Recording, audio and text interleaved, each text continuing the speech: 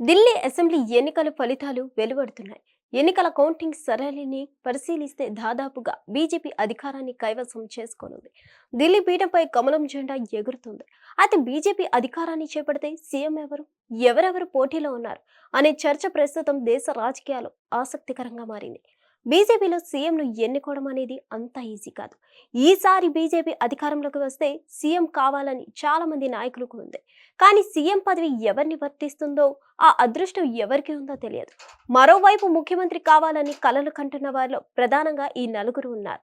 వారిలో ఢిల్లీ బీజేపీ అధ్యక్షుడు వీరేంద్ర సచ్దేవా, ఎంపీ మనోజ్ తివారీ, పర్వేష్ వర్మ, రమేష్ బీదూడి వంటి వారు ముఖ్యమంత్రి పదవి రేసులో ఉన్నారు.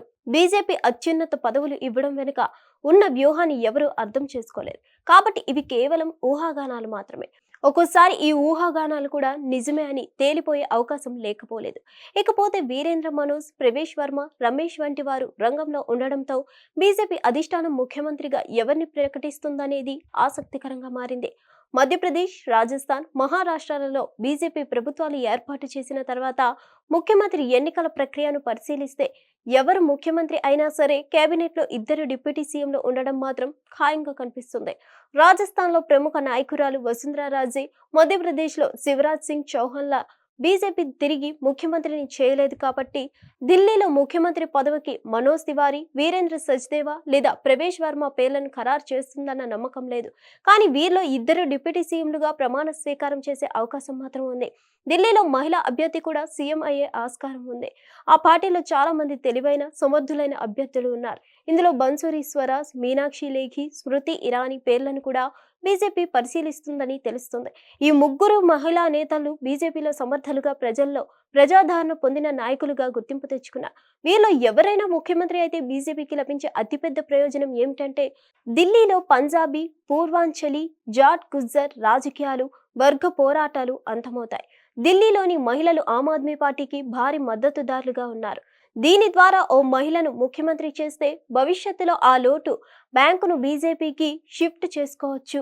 ఇంకోవైపు బీజేపీ అధికారంలో ఉన్న రాష్ట్రాల్లో ముఖ్యమంత్రితో పాటు ఇద్దరు ఉప ముఖ్యమంత్రులను నియమించడం ఆనవాయితీగా వస్తుంది కనుక రాజస్థాన్, మహారాష్ట్ర, మధ్యప్రదేశ్లో భారతీయ జనతా పార్టీ అధికారంలో ఉంది. ఇక్కడ ఇద్దరు ముఖ్యమంత్రులను నియమించింది.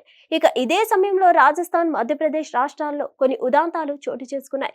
ఆ రాష్ట్రాలలో బీజేపీ సీనియర్ నాయకురాలుగా ఉన్నవారిని ముఖ్యమంత్రులుగా నియమించలేదు.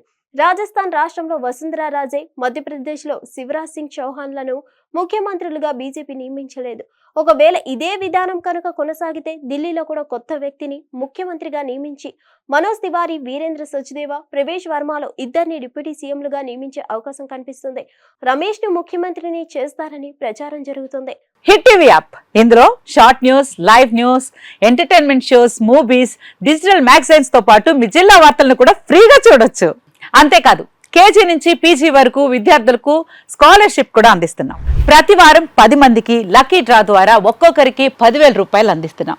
ఇంకెందుకు ఆలస్యం, వెంటనే హిట్ టీవీ యాప్ ని డౌన్లోడ్ చేసుకుని ఫ్రీగా ఎంటర్టైన్మెంట్ పొందండి. Hit TV app. Hit TV app. Please download hit TV app. Hit TV app ని ఫ్రీగా డౌన్లోడ్ చేసుకుని ఎంజాయ్ చేయండి. మీకు నచ్చిన ఎంటర్టైన్మెంట్ కోసం హిట్ టీవీ యాప్ ని ఫ్రీగా డౌన్లోడ్ చేసుకుని ఎంజాయ్ చేయండి. హిట్ టీవీ యాప్ ని డౌన్లోడ్ చేసుకుని ఆస్వాదించండి, ఆశీర్వదించండి. ఇంతమంది సెలబ్రిటీలు హిట్ టీవీ యాప్ ని డౌన్లోడ్ చేసుకోండి అని చెప్తున్నారంటే ఎంత మంచి యాప్ ఆలోచించండి. అమెరికా అమెరికా అమెరికా అమెరికాలో చదవాలనుకునే వాళ్ళకి విశ్వసనీయమైన పేరు మన శౌర్య కన్సల్టెన్సీ. UK లో 1 year masters, UK లో 1 year masters, 2 years work permit up to 5 years visa. Contact Saurya Consultancy. Contact 89851 89851.